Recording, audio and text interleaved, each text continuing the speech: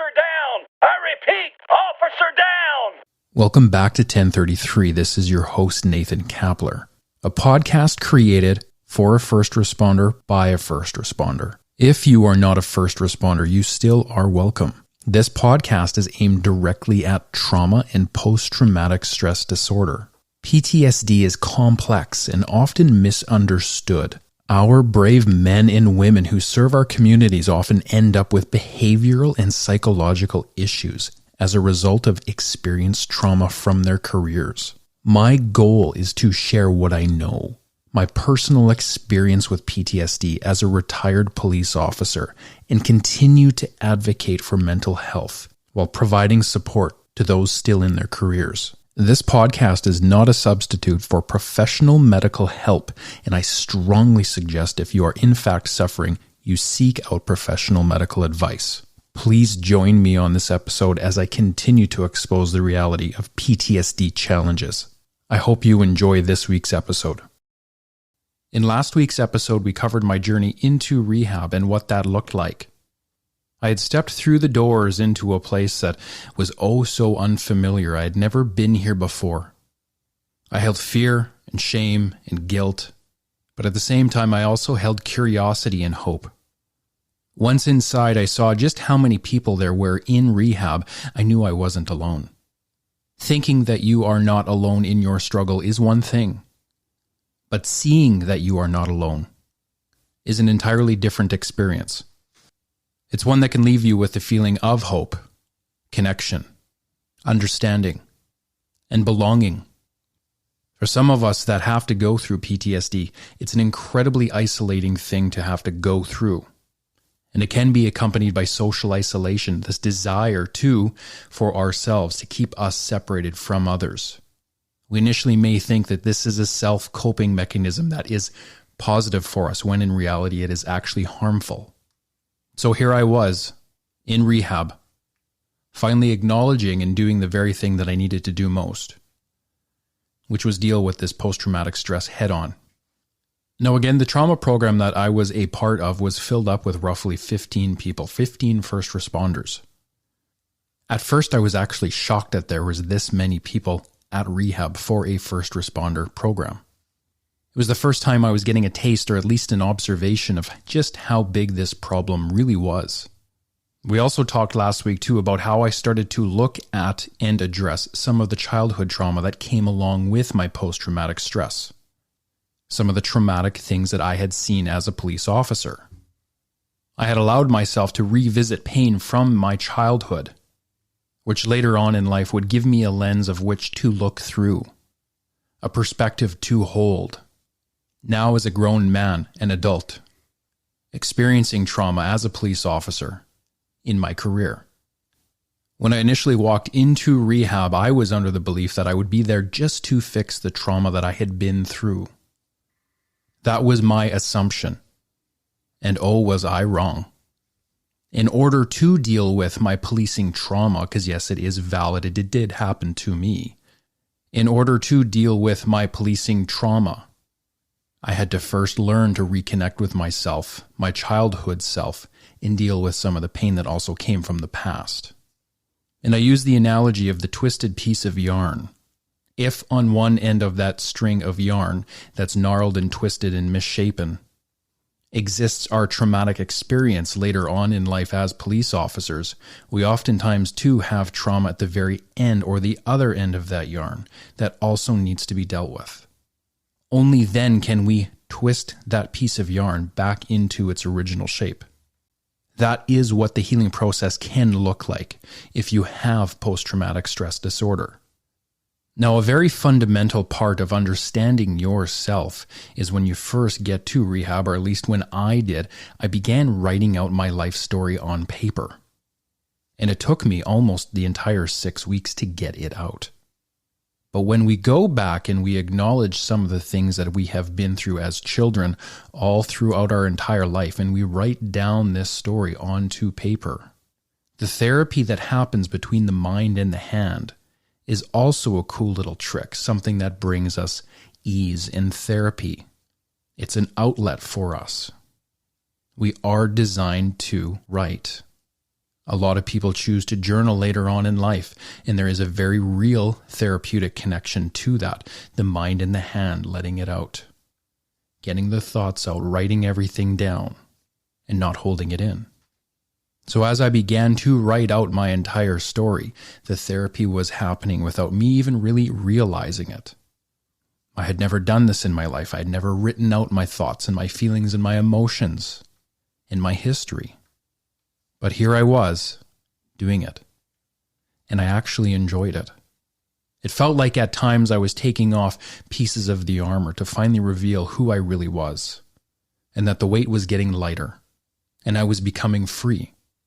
Now, some of us in rehab would go on to share that story if you were ready.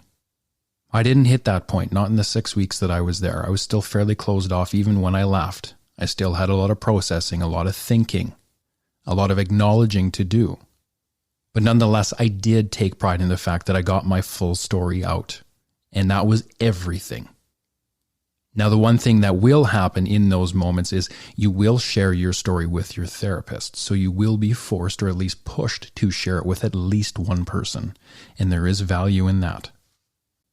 As hard as it was to read my story to someone else, and as much fear as I held over my own story for whatever the reason may be, when it was done, it was worth addressing that fear head on as well.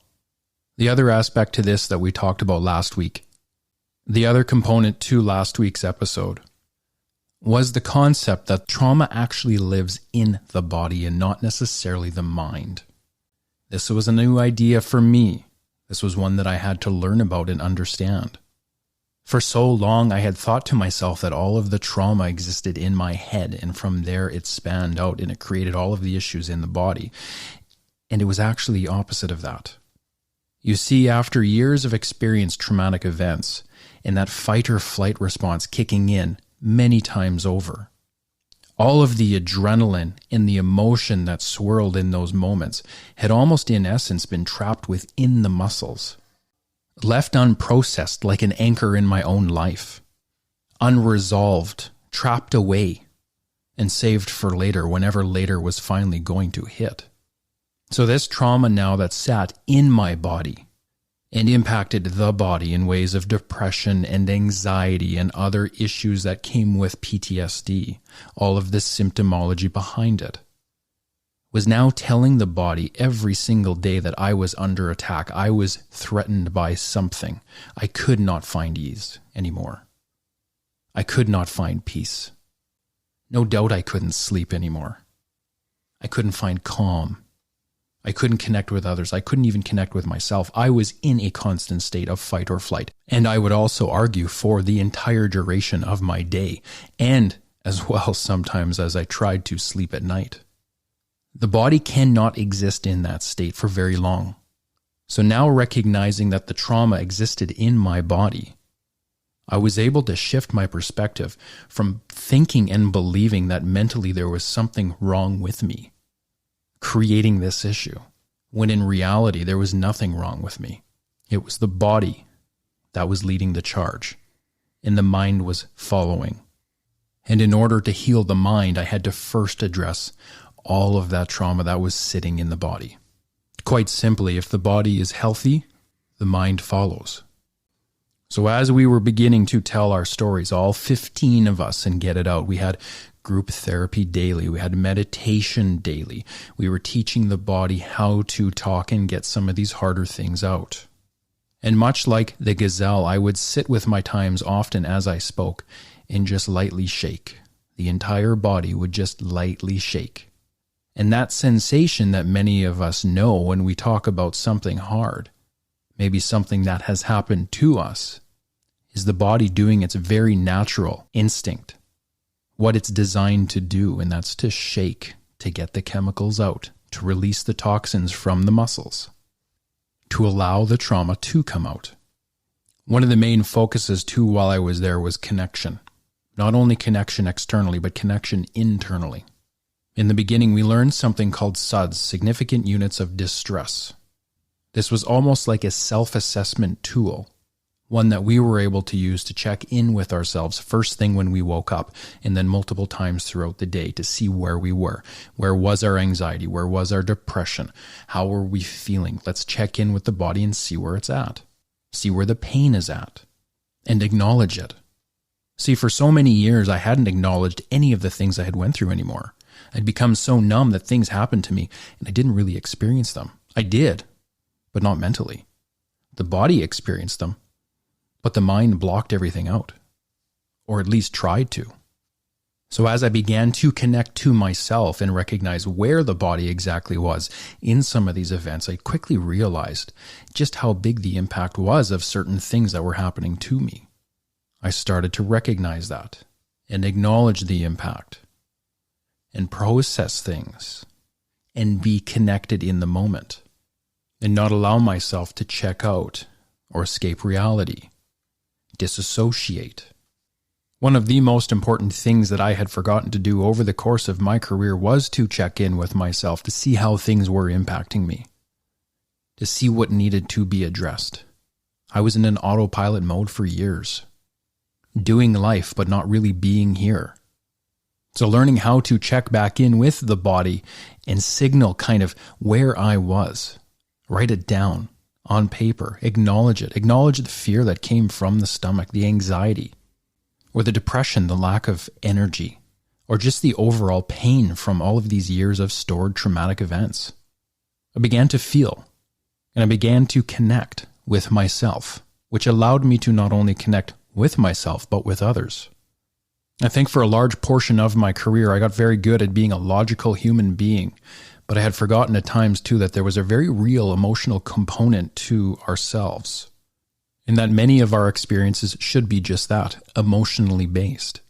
That allows us to have the true connection with others, allows us to enjoy that connection with others and stay healthy. But for me, over the years, it had become very hard to stay connected with others as I emotionally shut down and was no longer connected with myself. When I first began group therapy and rehab, I didn't like it either. What grown man wants to sit in a room full of strangers and talk about how he's sad or angry or frustrated or happy or even cry in front of others?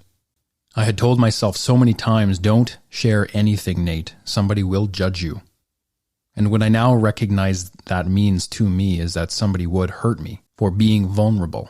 But what I was actually met by was when I shared my feelings and got comfortable with group therapy, I was met with compassion and love and understanding and true connection, people that had been there. And when you get to a point where you can finally share your true, most inner dark secrets, your feelings, whatever the case is, and somebody on the other end can hold space for you, you see that you really are not alone, and you allow your healing journey to begin. I can honestly say after 6 weeks of sitting with group therapy, some of those people that I sat with, I knew I was going to miss them. They had been such huge pillars in my story of success. I would later learn, though, that once I get thrusted back out into the real world, that I would have to find a new group, a new way to keep the conversation going. Guess the podcast is one form of this for me. I love getting this stuff out now. But it wasn't always this easy for me to talk about it, even in the real world. As I navigated the world of rehab, I quickly saw just how beneficial sleep was. I talked a little bit about this last episode. Sleep is almost one of those things that if you're sleeping well, the foundation is strong. You are going to be okay. But when your sleep goes, the issues come in. And they sometimes come in more than you can handle. But in rehab, this was where I slept so well for 6 weeks. Day after day, I was getting up. I was feeling rested, recognizing that in that moment, I actually saw myself having energy to tackle the day and was able to do just that. Had the energy to look at myself and internally connect or externally connect and go about the different exercises that we had to do. A major focus while we were there too also was nutrition. Ensuring that the body was getting the right nutrition into it, real food, not processed, making sure your water intake was significant. The fuel you put into your car matters. The amount of sleep that you have matters. If you're taking care of yourself in those two worlds, the rest of this journey will be so much easier. Now, one of my biggest hurdles when I was there was my anger and was my rage and my relationship with those two emotions. For so many years, I had avoided feeling sad or feeling hurt and flipped it into anger or rage in order to try and maintain some level of control in my world. Now, I wouldn't be shocked to hear a lot of men that go through this. Anger and rage in men is something that is very common. Now, normally for men that struggle with their anger or their rage, it's an emotion that we can call upon to exhibit externally while we try to run from the sub-underlying issue or the emotion internally. Now, for me, my anger, something that I learned about my anger was that it was a very real secondary emotion to me.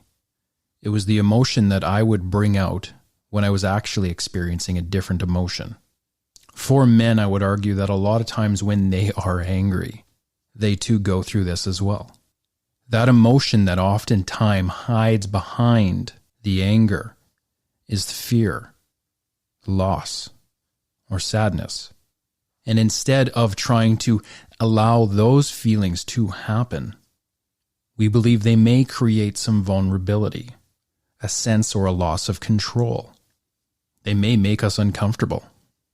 So what do? We shift into anger to try and maintain some of that control. Some of us men don't know how to allow those emotions to happen. Fear, loss, or sadness. We've never been shown. We maybe don't even know what it looks like, how to express that, how to feel it, how to acknowledge it, how to let it run its course, how to not hide from it. Emotional intelligence is not just being logical about your emotions and understanding that over 20 emotions exist in the human body. Emotional intelligence also includes allowing yourself to feel these very real things. Understanding that it's okay to feel these things. You don't have to run from it. That you don't have to present another emotion, a secondary emotion, i.e. anger. How many police officers out there have ever sat with themselves and allowed themselves to feel and express that sadness, that loss, or that fear? If I'm to think back to all of the certain calls that I had over my career, so many of those real traumatic ones, the bad ones, involved just that, fear and loss and sadness. After 14 years of experiencing this and not allowing those emotions to happen, no doubt the only thing I reverted back to and felt comfortable with was anger. It was the only thing I knew, aside from being numb. There's a joke that goes around in the RCMP and the Mounties. Once in a while, a Mountie will have to go ODS, off-duty sick. And the Mounties that are left at work will often joke and say, well, he went off-duty mad. Somehow that's comical. In reality, it isn't funny at all. That person maybe actually did have to go home mad because they have forgotten and they no longer know how to process these very real emotions. Anger for me was scary. And my anger for others around me in my inner circle was also scary for them too. I have to acknowledge that. And if I have to acknowledge that, many others most likely have to acknowledge it in themselves. As I learned about my relationship with anger, it naturally started to decrease. I allowed myself to feel those feelings of being fearful, of having had experienced loss, or feeling sad. As I was finally dealing with the body and treating it and letting it find its own peace, naturally that anger started to fade, even more so. And I was finding I was actually allowing myself to feel emotions behind experiences, behind connection with others. On the weekends, it was a little bit of a slower time at rehab. We had more time to do as we pleased. There might have been some homework, but for the most part, you took care of a few chores around the facility, stayed connected, and oftentimes there would be a presentation on a Sunday where we would hear someone else's story. When I first started this podcast, one of the first episodes was the power of story. And while I watched others tell their story, and I was in no shape to tell mine. I started to see the strength that others possessed to tell their story, and I admired that. As I started to watch others tell their story, I started to pull in parts of their story and realize that many parts of their story I too shared. They were also parts of my story. And I started to fill in the gaps of my own story by listening to someone else's. Started to almost gain confidence by listening to someone else's story. I didn't recognize it in that moment, but it was getting me ready to tell my story. And that was the very thing that my therapist had told me in the beginning, was that, Nate, you are so closed off. You are going to have to be able to tell your story to anyone and everyone in order to heal from this. It takes time to get to that point. I get it. Trust me, I've been there. I didn't just get onto podcasting, telling my entire story. The very next day, I was in rehab in 2019. This has taken me years to get to this point. After I had retired, found sobriety, many things had to be put in place before I could even show up and do this. I had to put in so much hard work to get to this place that I stand today. And I'm proud of myself. And I share it because I know that others have to do this too. And I know how hard that journey is. But it is worth it. Distractions too for us are very problematic in this world. They can be interlaced with escaping reality or addiction issues. Now, I'm not talking about alcohol and I'm not talking about substances. I'm talking about things that exist below that. Maybe we have an addiction to caffeine, smoking, cell phones, pornography, whatever the case may be. Something that we use as a tool to escape reality. You need to be able to look at your own life and ask yourself those hard questions. What is that thing that I use, because we all have it, to escape reality? While in rehab, they took that very thing from me. They took my phone away.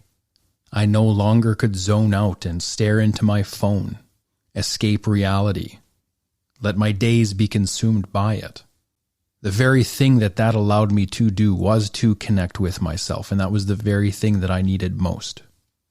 So be careful with those relationships that you have with that behavior of escaping reality. You're allowed to do it. Just hold awareness into how much you do it and the why and the how often. One of the other great things we did in rehab, and it sounds so simple, but we walked. And we walked a lot. We didn't walk fast. We walked quite slow. And we were shown the benefit of walking slow, what it does for the body, and how it allows you to enjoy your walk and acknowledge the things that are in your environment while you are walking. That's called grounding. And grounding is a very effective tool for combating PTSD and PTSD symptoms. In those walks, you would pay attention to the breathing that you were doing within the body, how deep, making sure that enough oxygen was getting in, that your breaths weren't shallow. Shallow breaths means a trauma response. We need to get away from that. You're paying attention to the sounds, the sights, the smells, the fresh air, feeling the body as it moved, acknowledging any pain, any emotion, any issue that existed on the walk. All very simple things that one would never really think about, but things that we had stopped doing completely and taken them for granted as we navigated the world in autopilot. To this day, walking is something that I still enjoy, and I still approach it in a very, very delicate fashion. For me, it's a tool on my tool belt, something that helps me in my overall health. I work out hard, I test the body, and I stay physically active. But I also make sure that when I go for a walk, it's slow, it's deliberate, it's intentional, it's focused, and it's balanced in grounding. Now, for some of us that go through something significant like this, oftentimes there are people in our lives that have hurt us. And as we deal with our anger and we try to let go, we try to look at these people and have some resemblance of love, some resemblance of acceptance or forgiveness. And there were many people that I had to reflect on that I had now resented the beginning stages of my journey, and I now had to challenge myself and figure out how to find forgiveness for them. And that one can be tricky, but it is something that can be done. The growth that I saw in rehab, not only in myself, but in others to this day, overwhelms me with joy. I know many from rehab have gone off and led successful lives. Some have relapsed, and some unfortunately are no longer with us. The positivity to this, though, far outweighs anything negative that has happened. There are so many success stories out there now because people have finally acknowledged that they need to go away. They need to deal with their problems. It's a hard step, and I respect those people immensely. They hit their rock bottom. I hit my rock bottom. I accepted my mistakes from the past and decided to grow from there.